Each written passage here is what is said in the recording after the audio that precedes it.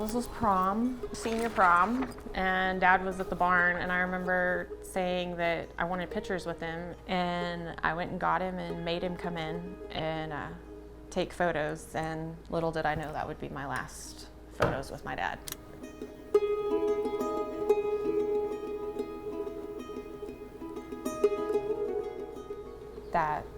That's tough.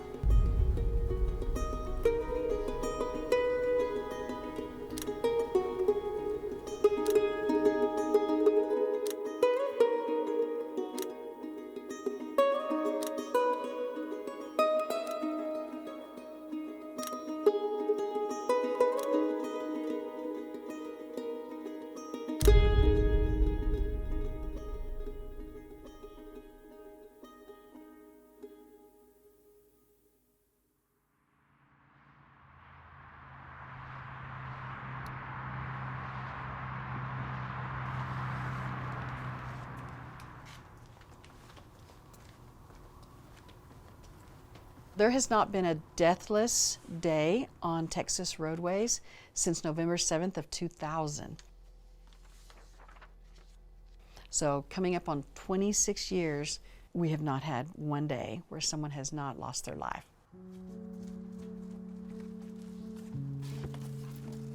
My name is Lavisa Matthews, and I am the TxDOT Traffic Safety Specialist for the Amarillo District. I kind of got into the slow-moving vehicles when I very first got married. I married a farmer, and so I knew what it was like to be in one of those slow-moving vehicles. And when you'd be moving from field to field, you would absolutely have to take such precaution. Agriculture has one of the highest occupation fatality rates. And within agriculture, the number one way that people are dying are through the transportation-related incidents.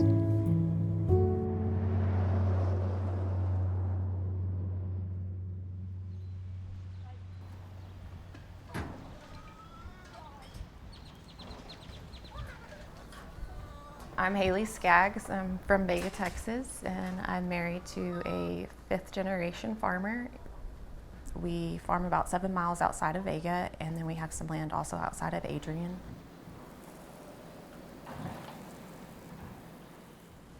I grew up on a farm and ranch about 2 hours from here in Palmer County. And on August 26th of 2007, my dad was taking a tractor from one farm to another farm.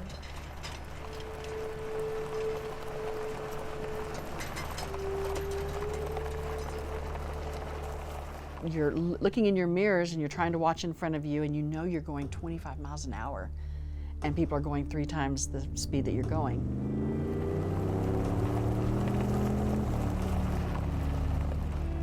You want to move over, like there's nothing in you that doesn't want to get off that road, but there's a big signpost, there's a ditch, there's a railroad track, all those things that you have to watch for. You have to hold your line. You know, you're going to be the one, you can only go 25 miles an hour. I can't speed up if someone's about to hit me. I can't. So it would be up to the passenger car or pickup or whatever. They're the ones that are going to have to navigate safely around you. He was headed down the highway like he had probably done a million times, and a guy was sending a text message to let a friend at church know he was going to be late.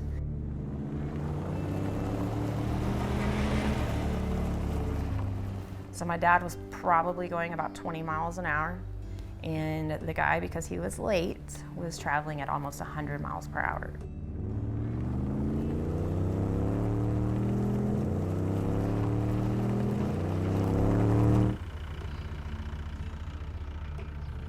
And when he looked up, the tractor was there.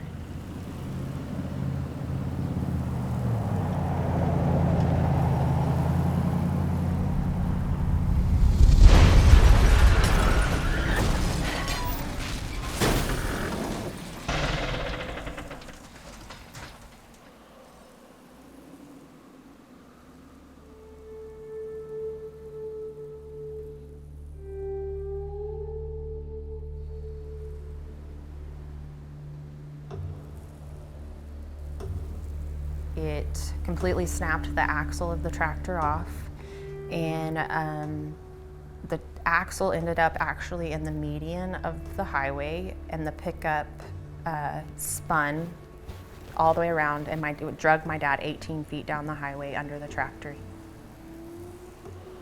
And it killed my dad instantly.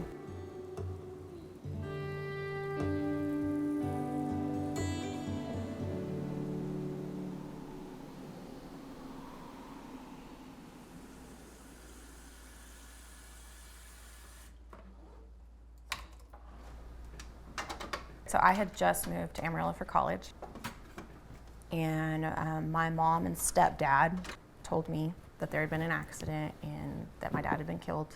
And I remember thinking, it can't be, and the worst part was literally the week before, when I left for college, my dad and I had gotten in a fight, and we didn't talk. The next time I saw him was in a casket.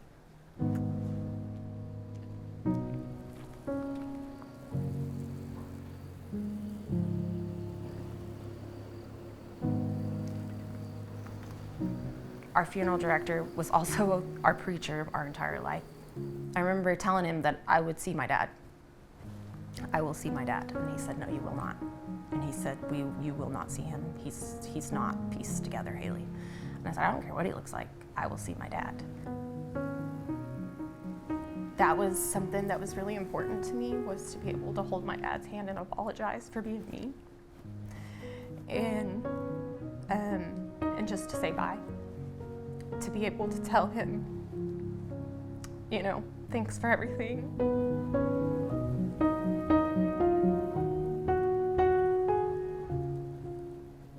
And I think this year, it's gonna be 19 years that he's been gone. So my dad has been gone as long as I knew him. And this year hits different for me because of that. He couldn't wait to have grandkids. That was something about him that he could not wait. And he's missed out on 7 of them.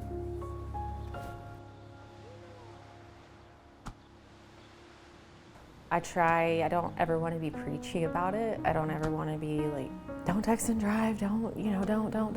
But I want it to be hey, look at this. You don't ever want this pain. You don't ever want to have to live with that.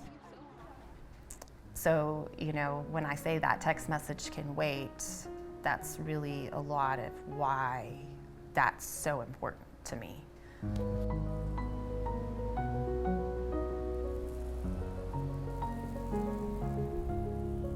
If you think about the farmer, they're going to work just like you're going to work.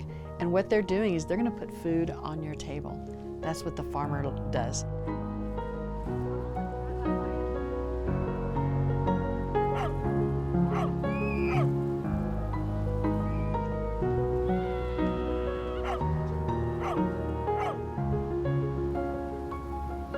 "19 years later, I still don't understand the why, but I believe that for my family, this has changed, that you don't take any moment for granted and you cherish every moment you have."